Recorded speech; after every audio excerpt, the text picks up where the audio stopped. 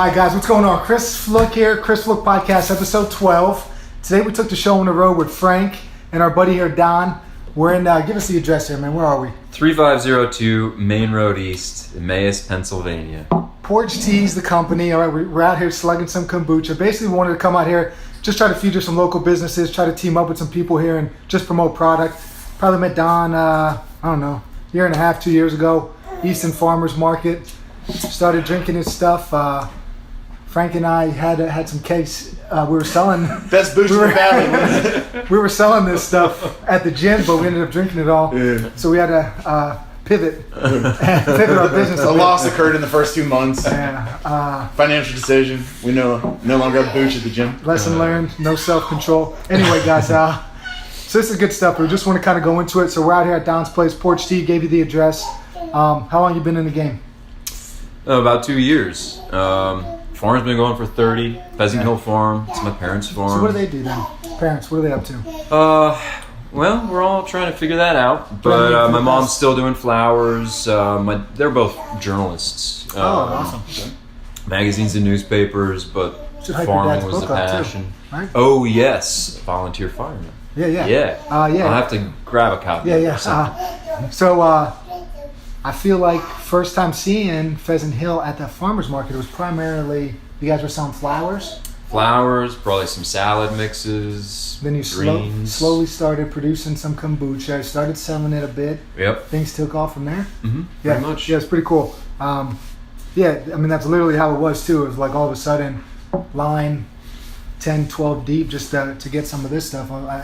I don't want to say you stumbled into it, but it did seem like it happened pretty quick. Somebody made a suggestion that I thought was maybe a little out of left field, and I checked it out and checked into it, talked to some people, started trying my hand at it, and that's it, man. Thank God you did. Yeah, man. What did your dad and they've been in a different game in terms of the farm. What were they saying They were initially? Very skeptical initially. For a number of reasons. Family business, totally understandable.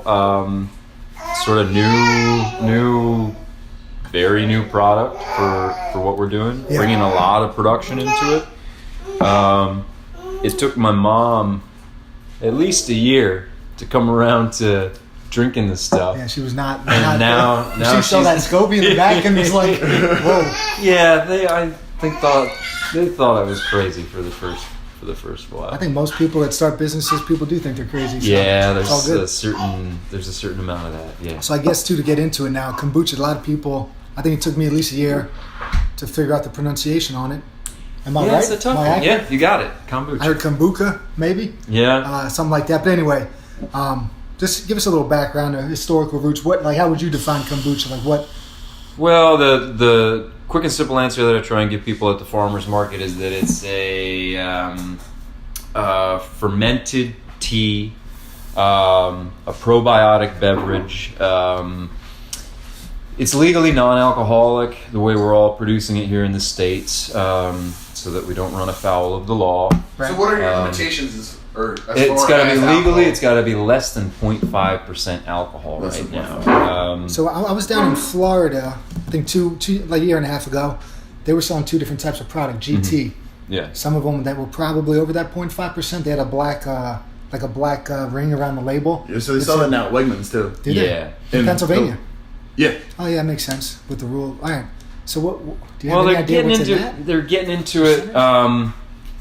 I don't, naturally, and I just had some Germans here, naturally you could get this to like 1.2, 1.5 pretty easily. Yeah. It's just the initial amount of sugar and looking at your time and temperature on ferment. But there are a lot more people getting into doing high alcohol kombuchas in the neighborhood of 6 or 7%. So the equivalent of a beer almost. Yeah. Sam Adams is going in that direction. Really? Like a really good craft beer. So they're doing that. Yeah. Not just local, not just guys like you. No, not just, not GT, it's a trend. It's the beer. Anytime anything starts to take off, everybody's going to jump on board. Coca-Cola's by Cativa, right? Or PepsiCo owns Kevita. Pepsi. Yeah. And that's an example there. We were talking about alcohol extraction. They make kombucha, and then they pasteurize it, So they remove the alcohol and they kill the live culture, and then they add back in a shelf-stable probiotic culture. So it has no potential to, reinitiate fermentation and go over that limit of alcohol, but it's not quite kombucha. Yeah. It started out ostensibly as that. Yeah.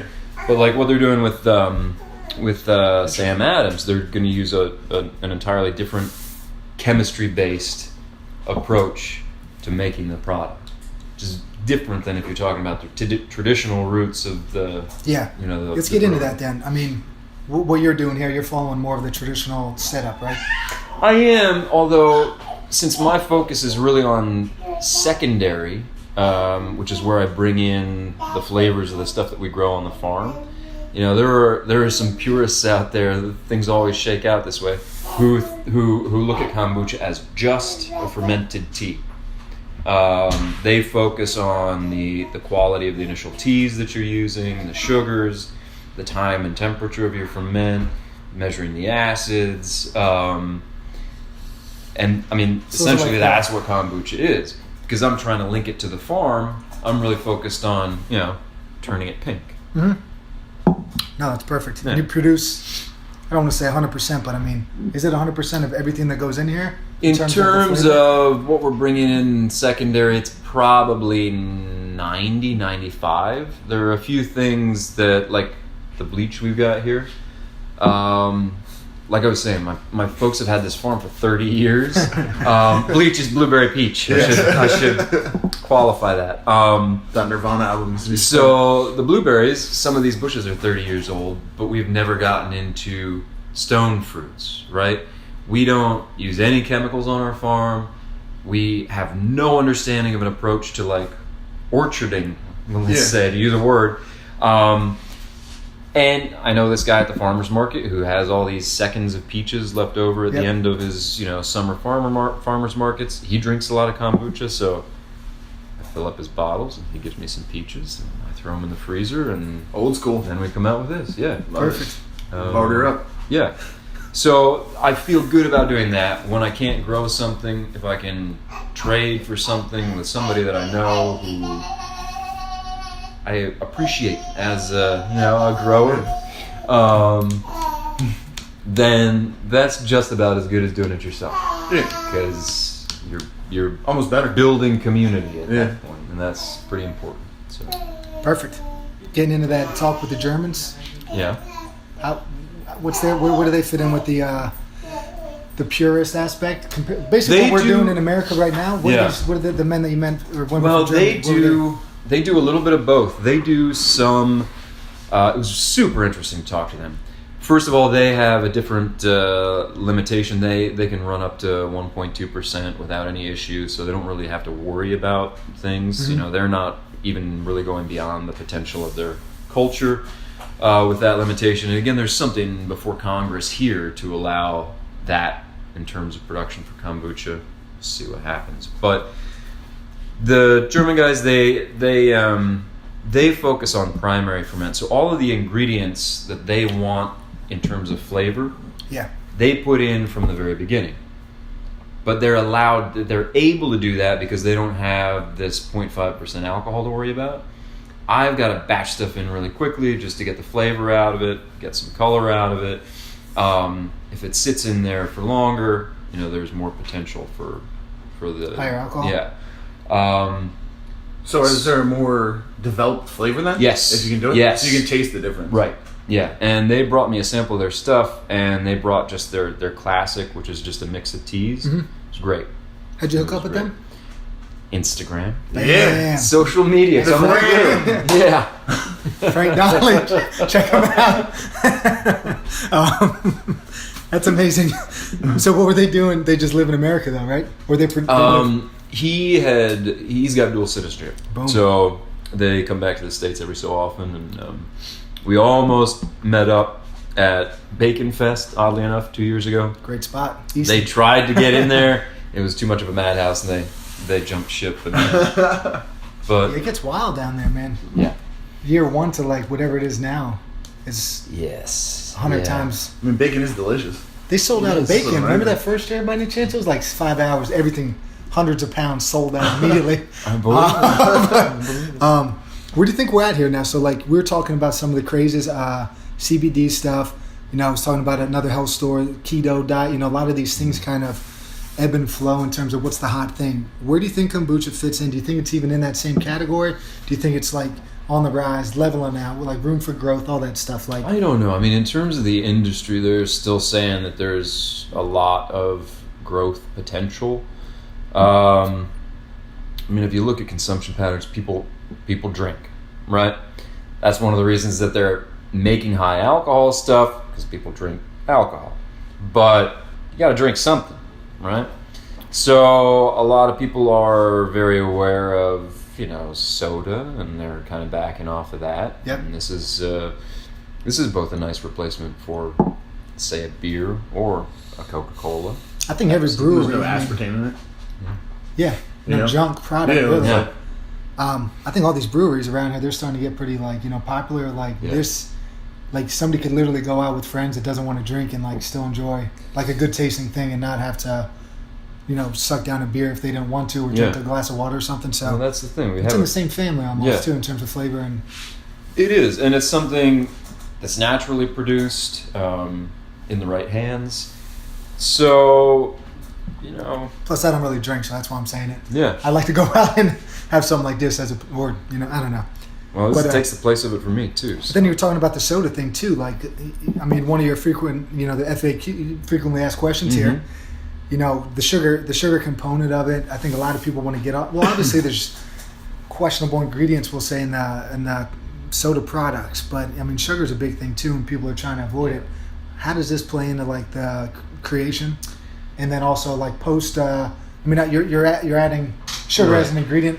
What is the sugar content when everything's all produced in? Your residual sugar, and this is going by the specific gravity readings that we take, mostly to monitor the percentage alcohol over the course of the life of this thing. You're usually for something that has a pleasant taste, going to be in the range of like 6 grams to maybe 10 grams tops for something that I think is pretty sweet. 12 to 10 ounce? 12 ounce. 12 ounce? Yeah.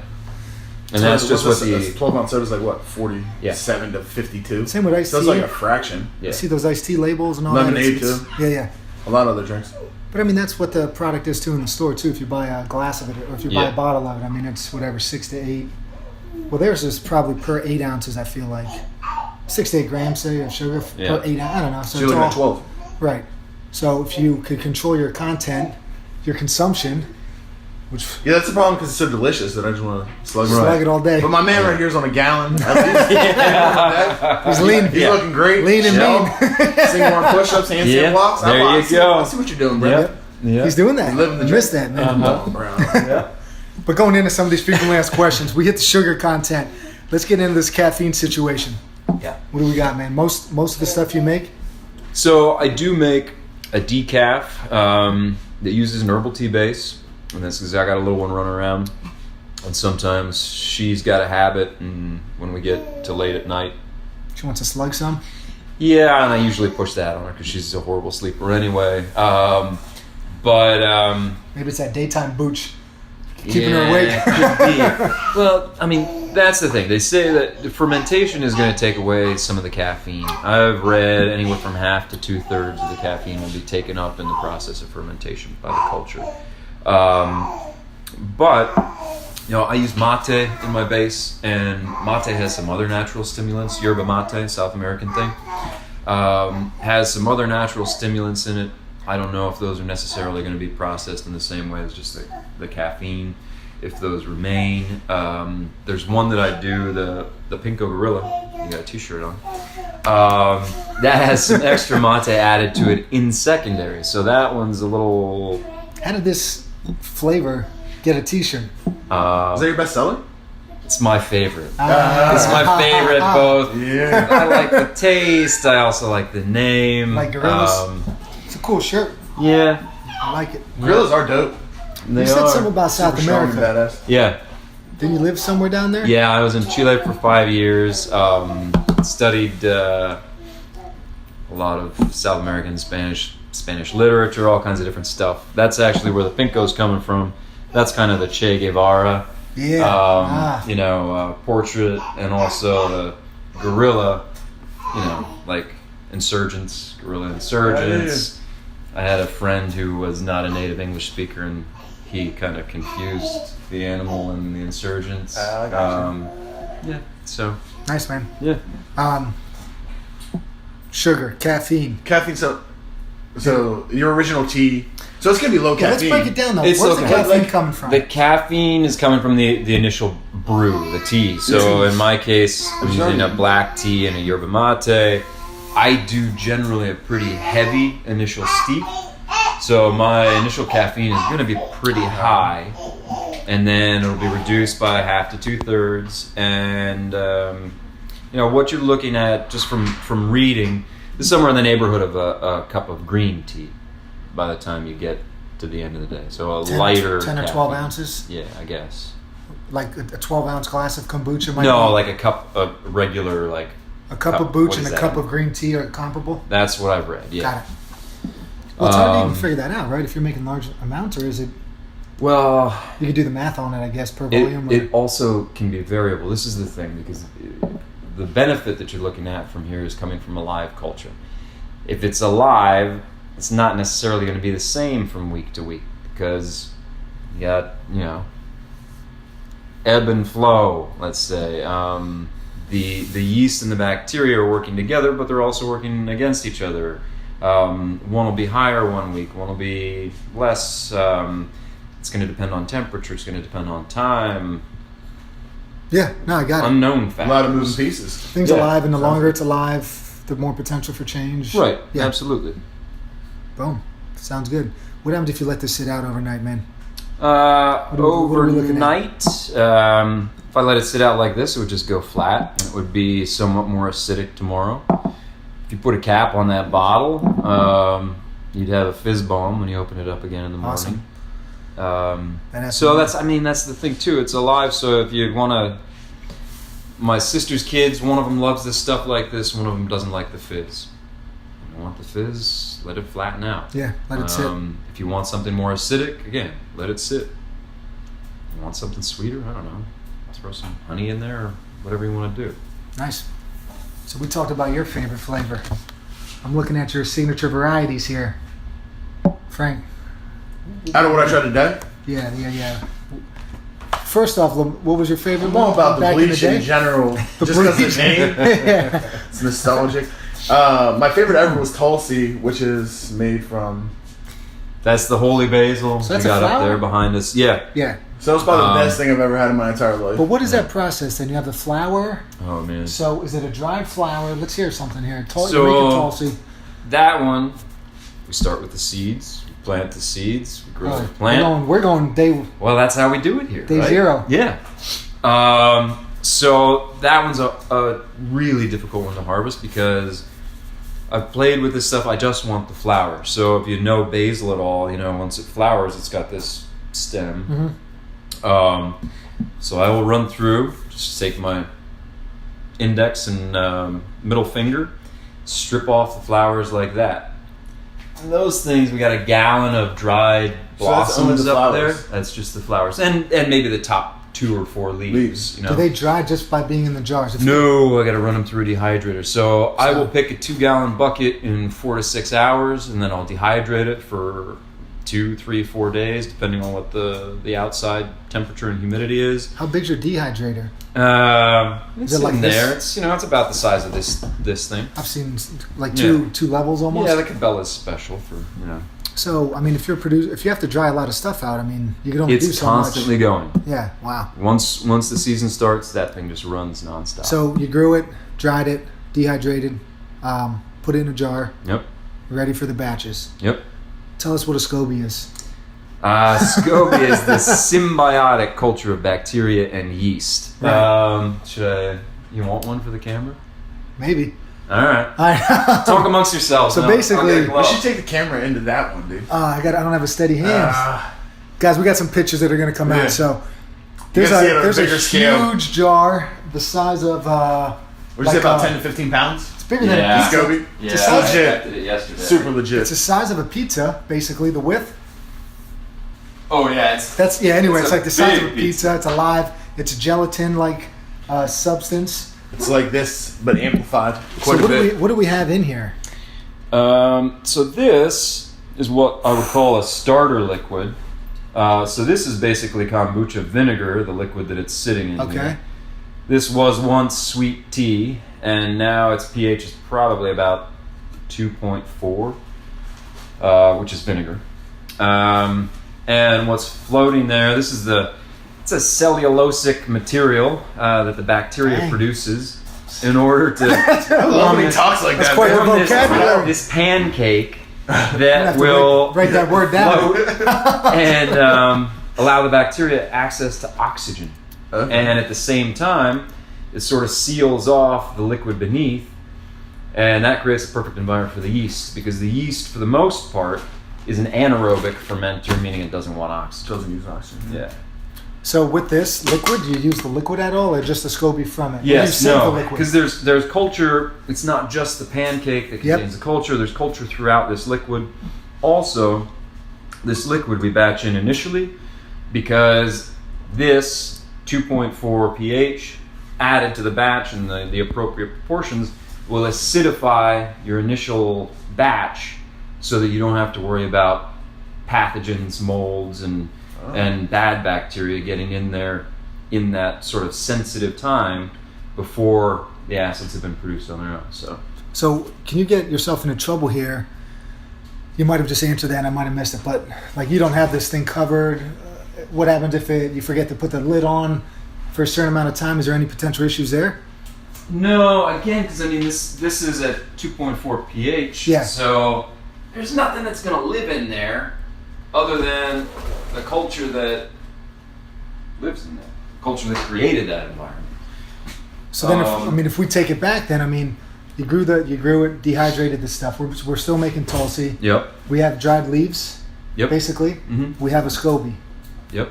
The SCOBY actually comes out before I put the leaves and stuff in. Yes. And you So the save leaves, the flavors, the things that I grow on the farm, that's going to be secondary. So yeah, the SCOBY comes out and goes into a new batch of just plain tea-based tea.